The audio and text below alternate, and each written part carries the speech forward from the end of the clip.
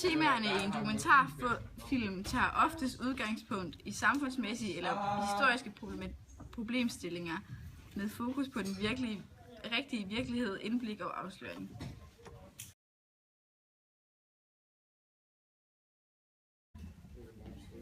Du kan få et indblik i den virkelige verden.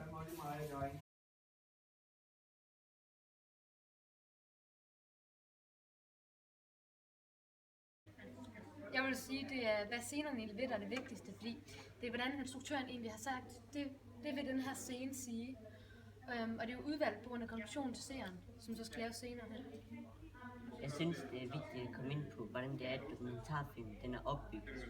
For eksempel om, at det er argumentet, beskrivelsen eller fortællingen, der bærer handling. Og man skal kunne forstå dokumentarens opbygning og formål. Ja, jeg kan også godt se dit synsvinkel, men jeg synes bare, det der med, for eksempel, der ser journalisten faktisk følelser, som siger, det er det svært. Det er jo vigtigt i forhold til, at vi så laver konklusionen senere, at som ser, at det faktisk journalister har følelser.